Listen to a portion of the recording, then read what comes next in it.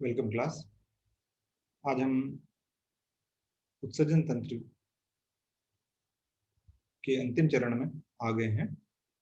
इसमें हम देखेंगे काउंटर करंट मैकेनिज्म क्या होता है और इसके ऊपर भी एक बड़ा क्वेश्चन जो है वो पूछा जा सकता है एग्जाम में, इसलिए हमें इसको ध्यान से समझना होगा। प्रतिधारा गुणक सिद्धांत, इसको कहा जाता है प्रतिधारा गुणक सिद्धांत।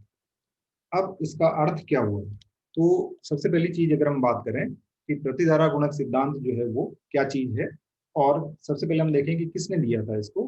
तो कई वैज्ञानिक हैं, जैसे आपका स्मिथ नील्सन, उलरिच, रीगेल, और इन्होंने ये मैकेनिज्म जो है वो सबसे पहले बताया था। और इसमें मुख्य बात क्या है कि हमारा जो यूरिन है वो हाई कंसंट्रेशन वाला बनता है, अधिक सांद्रता वाला बनता है। तो मूत्र निर्माण में मूत्र के अधिक सांद्रता में बनने की क्रिया को प्रतिधारा गुणक सिद्धांत या काउंटर करंट थ्योरी कहा जाता है। समझ लीजिए इसको वापस आप, कि अधिक सांद्र मूत्र के निर्माण की प्रक्रिया को प्रतिधारा गुणक सिद्धांत कहा जाता है। ठीक है, तो इन्होंने क्या कहा था, श्मिट नील्सन, उलरिच और रिगेल ने, कि वृक्क के द्वारा जो एक अधिक सांद्रता का मूत्र का निर्माण किया जाता है, ये कैरेक्टरिस्टिक फीचर है लूप ऑफ हेनले का। और इस डायग्राम में भी आप देख रहे होंगे कि हमने यहाँ पर लूप ऑफ हेनले पर एम्फेसाइज किया है। तो होता क्या है कि जो ऑस्मोलरिटी है प्लाज्मा की, वो ज्यादातर एनिमल्स में 285 से 300 मिली ऑस्मोलरिटी पर लीटर होती है। ये जो सांद्रता है वो किस चीज पर डिपेंड करती है? किसी भी विलयन की सांद्रता उसमें घुले हुए विलेय या लवणों जिस जो है जलवण जो है, अगर कह रहे हैं जिनको हम, कि लवण उसके अंदर घुले हुए हैं, उसके ऊपर ये निर्भर जो है वो करती है। तो किडनी हमारी क्या करती है कि ये इस ऑस्मोलरिटी जो है प्लाज्मा की, इसको एडजस्ट करती है। किस प्रकार से? कि उससे बहुत अधिक मात्रा में पानी जो है वो वहां पर फिल्टर किया जाता है, और इसमें से कुछ मात्रा में इसका एक्सक्रीशन भी किया जाता है। तो कुछ जंतुओं में हाइपोऑस्मोटिक बनाया जाता है, कुछ में हाइपर ऑस्मोटिक यूरिन जो है वो बनाया जाता है। इसके बारे में भी हम बाद में चर्चा करेंगे। तो वर्तमान में आधुनिक प्रयोगों के आधार पर जो वृक्क नलिका है हमारी, नेफ्रॉन जिसको हम कह रहे हैं, जिसके बारे में हम पढ़ चुके हैं पूरा, कि इसमें जो फिल्टर हुआ है जिसको हम नेफ्रिक फिल्ट्रेट कह रहे हैं, उसमें अलग अलग भागों से उसके फिल्ट्रेट को अलग किया गया, आइसोलेट किया गया, और उसकी सांद्रता का अध्ययन किया गया।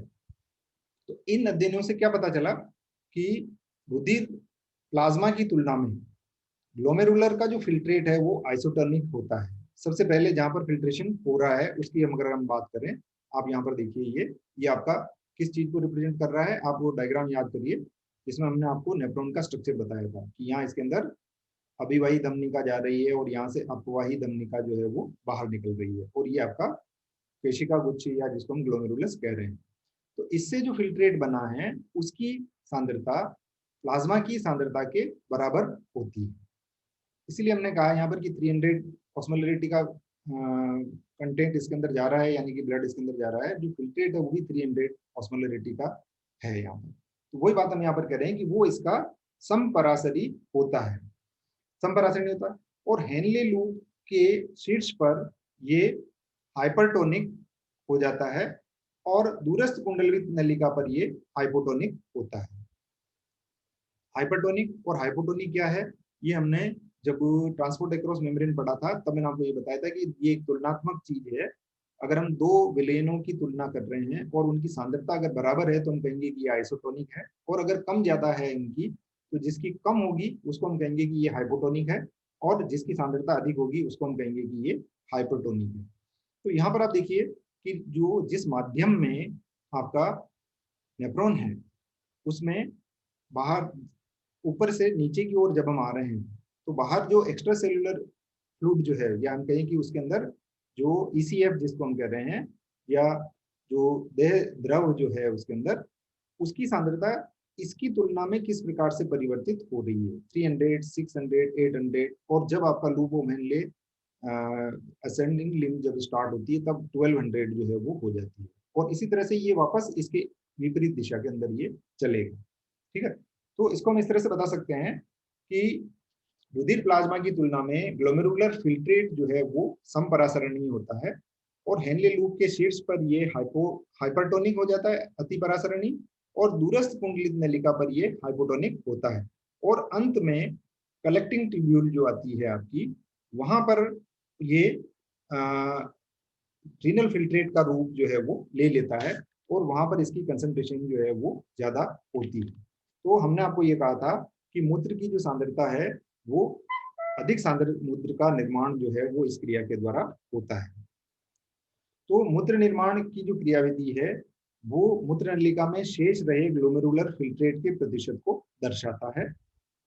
तो अगर हम इसको देखें कि जो फिल्ट्रेट जितना आया है आपका, उस फिल्ट्रेट का इस भाग में अगर आप देखेंगे यहाँ पर, तो 20% फिल्ट्रेट जो है वो बचा हुआ यहाँ पर रहता है, और यहाँ पर भी ये 20% रहेगा, और जब ऊपर चलते हैं हम यहाँ तो ये 15% हो जाता है, और जब हम इसको यहाँ इसके अंदर एंटर करते हैं तो ये 5% रह जाता है।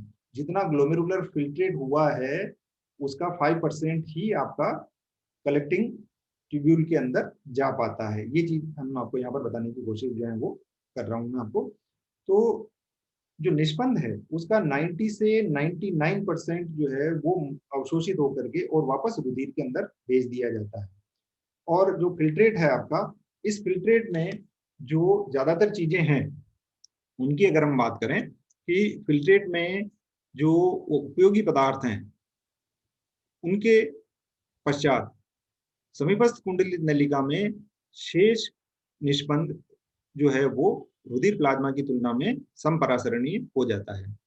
इस प्रकार से हमें जो आइसोटोनिक फिल्ट्रेट जो मिला है वो डिसेंडिंग लिम्ब के अंदर जाता है। यहाँ पर इस डायग्राम में देखिए आप यहाँ पर कि हमने कहा कि ये आपको आइसोटोनिक फिल्ट्रेट मिला है, और ये आइसोटोनिक फिल्ट्रेट अब कहाँ जा रहा है, ये यहाँ से आपके लूप ऑफ हेनले की अवरोही भुजा जो है वो स्टार्ट होती है।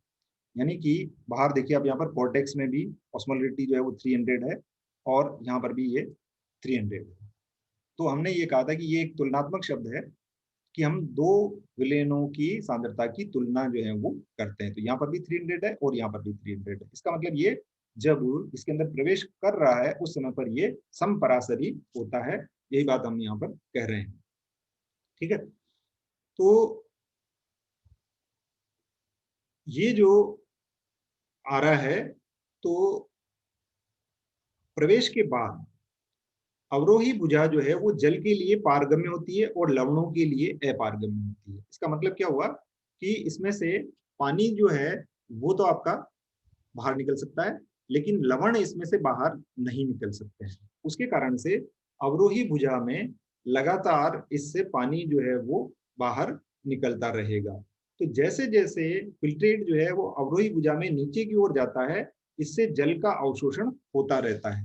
अब आप इस डायग्राम को ध्यान से देखिए, यहाँ पर जो बात बताई थी मैंने आपको यहाँ पर कि जब ये मेडुला में आ रहा है, ऐसा क्यों हो रहा है कि पानी इससे बाहर क्यों निकल रहा है, तो परासरण की क्रिया के द्वारा ये इससे बाहर निकलेगा। क्योंकि जब आपका आरोही भुजा स्टार्ट हो रही है वहां पर बाहर क्या है, ये कौन सा भाग है किडनी का, आउटर जोन ऑफ मेडुला है, जिसमें कि परासरण जो है ऑस्मोलरिटी या परासरणता इसकी जो है वो 600 है, और इसकी वजह से क्या होगा, वायु परासरण होगा और पानी इससे लगातार बाहर निकलेगा। जैसे जैसे ये नीचे की ओर जाएगा तो इसके बाहर, किसके बाहर, अवरोही भुजा के बाहर की तरफ जो फ्लूइड मौजूद है उसमें सांद्रता जो है वो लगातार बढ़ती जा रही है। और जो बाह्य परासरण है ये कब तक चलेगा, जब तक कि दोनों विलयन जो है वो समपरासरी नहीं हो जाए। तो पानी इससे लगातार बाहर निकल रहा है क्योंकि ये जो भुजा है वो पानी के लिए पारगम्य है, लेकिन लवण इससे बाहर नहीं जा पा रहे हैं। ठीक है, तो उसके कारण से अब आप यहाँ देखिए इसको कि अगर आप जैसे जैसे इसके नीचे की ओर आ रहे हैं, इसमें सांद्रता जो है वो बढ़ती जा रही है। और जब हम यू टर्न के ऊपर आते हैं, जब इसमें लास्ट जो भुजा के अंत में जब आते हैं, तो ये 1200 हो गई है, क्योंकि इससे पानी जो है वो लगातार बाहर निकल रहा है।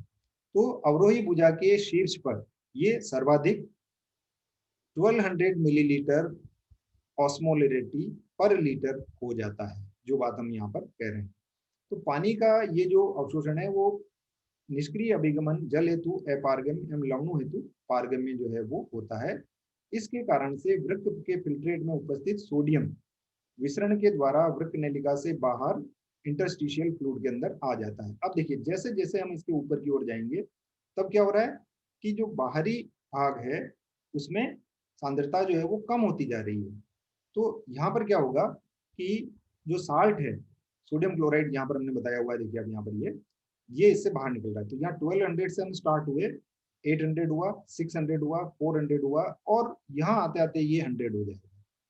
इसको भी हम चर्चा करेंगे अभी। तो सोडियम का अवशोषण जो है वो सक्रिय अभिगमन द्वारा क्लोराइड के निष्क्रिय अभिगमन के द्वारा हो जाता है। तो इस प्रकार से जो अंतराली द्रव के मध्य 200 ऑस्मोलिटी की ग्रेडियंट जो है वो बन जाती है। जैसे यहाँ पर 200 का ग्रेडियंट क्यों कर रहे हैं हम इसको देखिए, यहाँ पर ये 600 है और ये आपका यहाँ पर 400 ही है। तो अंदर 400 है और बाहर 600 हो जाएगा, क्योंकि इससे लवण जो है वो बाहर निकल रहे हैं। इससे लवण लगातार यहाँ पर बाहर निकल करके और इस फ्लूइड के अंदर आ रहे हैं। तो 200 मिलीलीटर ऑस्मोल्स पर लीटर की ग्रेडियंट जो है वो यहाँ पर बन गई है। इस प्रकार कॉर्टेक्स से मेडुला की ओर एक सांद्रता प्रवणता जो है वो काम यहाँ पर कर रही है। जैसे जैसे आप देख रहे हैं कि कॉर्टेक्स से मेडुला की ओर जब हम जा रहे हैं, तब एक सांद्रता प्रवणता जो है वो बन रही है। तो इससे क्या हुआ कि ये जो भुजा है ये कौन सी है, आरोही भुजा है। तो आरोही भुजा में दूरस्थ कुंडलित नलिका तक, ये वाला भाग किसको रिप्रेजेंट कर रहा है, डीसीटी, डिस्टल कन्वोल्यूटेड ट्यूब्यूल, या दूरस्थ सम्मिलित नलिका को। तो आरोही भुजा में दूरस्थ कुंडलित नलिका तक जो ग्लोमेरुलर फिल्ट्रेट है वो हाइपोटोनिक हो जाता है। देखिए यहाँ 600 है, यहाँ 400 है, यहाँ 300 है, और यहाँ पर ये 100 है। तो ये क्या हो गया आपका, हाइपोटोनिक हो जाता है। इस प्रकार अवरोही भुजा में जल का अवशोषण आरोही भुजा में सोडियम के अवशोषण और पानी के अवशोषण को प्रेरित करता है। इस चीज को समझिए आप। यहाँ हम ये कह रहे हैं कि यहाँ से जो सोडियम बाहर निकल रहा है वो इसमें से आपका जो डिसेंडिंग लिंब है उससे पानी के बाहर निकलने की क्रिया को प्रेरित कर रहा है, क्योंकि कंसंट्रेशन जो है वो बढ़ी हुई होती है। तो ये दोनों क्रिया जो है वो एक दूसरे से जुड़ी हुई रहती है। वापस समझ लीजिए इसको। अवरोही भुजा में जल का अवशोषण आरोही भुजा में सोडियम के निष्कासन, ये जो दोनों क्रियाएं हैं ये क्या कर रही है कि अवरोही भुजा में पानी के अवशोषण को प्रेरित कर रहा है। सीधे सीधे देखिए, लैंग्वेज के चक्कर में नहीं बोल लीजिए, और सीधा सीधा सा हम ये कहें इसको कि यहाँ से जब ये नीचे की ओर जा रहा है तो पानी इससे बाहर निकल रहा है। अब ये पानी बाहर क्यों निकल रहा है, क्योंकि जब ये आरोही भुजा के अंदर जाएगा तब इससे साल्ट बाहर निकल करके और इसकी कंसंट्रेशन को लगातार बढ़ाते रहेंगे। क्योंकि जब यहाँ से पानी अगर लगातार बाहर निकलने की बात हम कर रहे हैं तो यहाँ पर क्या होना चाहिए, कंसंट्रेशन कम होनी चाहिए। इस कंसंट्रेशन की कमी को पूरा करने के लिए सोडियम जो है वो वापस लगातार आपका यहाँ पर बाहर निकलता रहेगा और इसकी कंसंट्रेशन को मेंटेन करके और रखेगा। तो जिसके कारण से पानी यहाँ से लगातार बाहर आता रहेगा, और इस पानी के बाहर आने की वजह से यहाँ से सोडियम जो है वो बाहर निकलता रहेगा। तो ये दोनों जो है वो एक दूसरे के विपरीत दिशा में चल रहे हैं, इसलिए इनको काउंटर करंट जो है वो कहा जाता है। तो अब जो अल्प पराशरी फिल्ट्रेट हमें मिला है, कौन सा वाला, 100, देखिए यहाँ पर 300 है और यहाँ पर 100 है। समझ में आ रहा है ना ये चीज, देखिए 300 है, ये यहाँ पर 300 है और यहाँ पर ये 100 ही है। तो ये क्या हुआ, यहाँ जो फिल्ट्रेट हुआ है वो क्या हो गया, अल्प पराशरी हो गया। बाहरी जो विलियन है इसमें उसकी तुलना में इसकी सांद्रता कम हो गई है। ठीक है, तो ये क्या करेगा, ये आपका आगे कलेक्टिंग ट्यूब्यूल के अंदर जाएगा और इस भाग में पानी का अवशोषण होता है। ये हमने यहाँ पर बताया कि पानी इससे लगातार वापस यहाँ पर बाहर निकलेगा, और जब पानी बाहर निकलेगा तब इसकी कंसंट्रेशन जो है वो बढ़ेगी, और ये 100 से आपका क्या हो गया, अब ये 300 हो गया। ठीक है, और ये क्रिया जो है वो मैं पहले बता चुका हूँ आपको, जब हमने कंट्रोल बताया था आपको कि एंटी डायूरेटिक हार्मोन के द्वारा ये होती है। तो इस प्रकार से जल का जो अवशोषण है इसको हम फैकल्टेटिव एब्जॉर्प्शन या विकल्पी अवशोषण कहते हैं। तो दूरस्थ नलिका में जल का अवशोषण जो है वो प्रारंभ हो जाता है। ठीक है, अब इससे जो सांद्रता है वो बढ़ करके और 300 ऑस्मोल पर लीटर हो गई। देखिए यहाँ पर 100 है और यहाँ पर ये 300 जो है वो हो चुकी है। अब इसके बाद में जो डिस्टिल कन्वोल्यूटेड ट्यूब्यूल है उससे ये कहाँ जाएगा, फिल्ट्रेट आपका कलेक्टिंग ट्यूब्यूल के अंदर, संग्रह नलिका के अंदर ये चला जाता है। तो संग्रह नलिका में पानी का अवशोषण इससे लगातार होगा। क्यों होगा? क्योंकि बाहर की तरफ जो है वो कंसंट्रेशन ज्यादा है, और यहाँ से 300 से स्टार्ट हुआ है ये, तो 600, 800, 1000 और 1200 जो है वो इस प्रकार से हो जाता है। ठीक है, तो ये जो सांद्रता है ये मेडुला भाग में उपस्थित जो अंतराली द्रव है, यहाँ पर जो अंतराली द्रव है, इस अंतराली द्रव में जो सांद्रता है उसके बराबर ये हो जाती है। तो इस प्रकार से जो मूत्र है आपका वो काफी कंसंट्रेट जो है वो होता है। और ऐसा क्यों है? क्योंकि ये जो पानी है वो हमारे लिए इम्पोर्टेंट है। जो टेरेस्ट्रियल एनिमल हैं उनके लिए ये एक एसेंशियल कमोडिटी है, उनको उनकी इसकी आवश्यकता होती है। तो पानी की कमी जहां पर है वहां जो जंतु पाए जाते हैं उनमें हेनले लूप का आकार जो है वो बड़ा होता है, जिससे ये जंतु जो है वो अधिक सांद्र मूत्र का निर्माण करते हैं। जैसे अगर आपने कभी ऊंट का यूरिन अगर आपने देखा हो तो थोड़ी देर में आप देखते हैं कि उसमें नीचे की तरफ जो है वो साल्ट उसके अंदर जमा होने लग जाते हैं।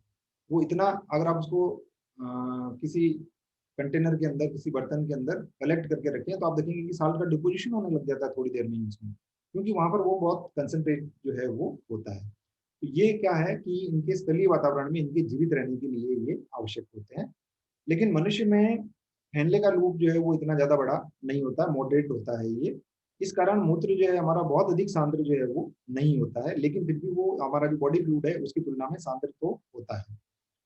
तो लेकिन कुछ जंतु जैसे मछली है और एम्फीबिया है, इनमें मूत्र जो है वो हाइपोटोनिक होता है, क्योंकि वहां पर उनको पानी बहुत अवेलेबल है, और इसके कारण से इन कई जंतुओं में लूप ऑफ हेनले नहीं पाया जाता है।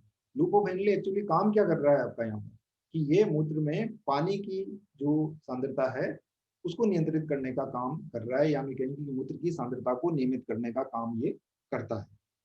ठीक है, तो इसके साथ ही एक चीज और मैं आपको बताना चाह रहा था कि वो भी बहुत अच्छी चीज है, इसको अगर आप देखेंगे तो आप इस चीज में जो कह रहा था उसको आप समझ जाएंगे। ये एक और डायग्राम है, ये काउंटर करंट सिस्टम का है। इसमें हम ये देख रहे हैं कि पानी जो है ये क्या है आपका अवरोही भुजा है, 1200 ऑस्मोलिटी यहाँ पर आकर के होगी। इसमें से हम पानी की बात करें, पानी और साल्ट दो चीजें इसके अंदर है फिल्ट्रेट के अंदर। हमने कहा था कि ये 300 है, और पानी जो है वो इससे लगातार बाहर निकल रहा है। इस डायग्राम में हम ये बताने की कोशिश कर रहे हैं, ब्लू कलर जो है वो पानी को रिप्रेजेंट कर रहा है, इससे ये लगातार बाहर निकल रहा है, जिसके कारण से सांद्रता जो है वो बढ़ती जा रही है। लेकिन जब आप अवरोही भुजा के अंदर आते हैं तब देखिए आप इसको कि आपका पानी कहीं बाहर नहीं निकल रहा है, लेकिन इसमें से जो साल्ट हैं वो वापस बाहर निकल रहे हैं, जिसके कारण से इसकी जो कंसंट्रेशन है वो कम होती जा रही है।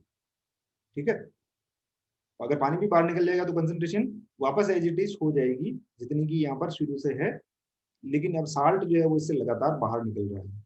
और जब ये आपका डीसीटी को रिप्रेजेंट कर रहा है यहाँ पर ये, तो यहाँ पर पानी इससे वापस बाहर निकलता है। देखिए 100 हो गया है यहाँ पर, यहाँ से पानी वापस बाहर निकलेगा, यहाँ से भी पानी वापस बाहर जाएगा, और जैसे जैसे हम नीचे की ओर आते हैं, अब आप देखिए यहाँ पर ये पानी लगातार इससे बाहर निकल रहा है। कुछ मात्रा में इससे जो यूरिया बाहर निकलता है, इसके बारे में भी हम यूरिया का अलग से बताऊंगा, तब उसके बारे में हम चर्चा करेंगे कि यहाँ पर हम बता रहे हैं कि कुछ मात्रा में इससे साल्ट जो है वो बाहर निकल रहे हैं।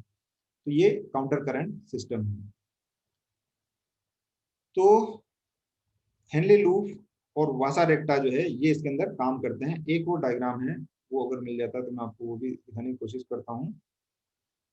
ये देखिए यूरिया के बारे में, ये तो मैंने आपको दिखा दिया था डायग्राम। ये एक और डायग्राम अच्छे से था आपका, जिसमें हम साल्ट और एक यूरिया की कंसंट्रेशन को अगर हम देखें, ये चीजें मैं आपको दिखा चुका हूँ डिटेल में।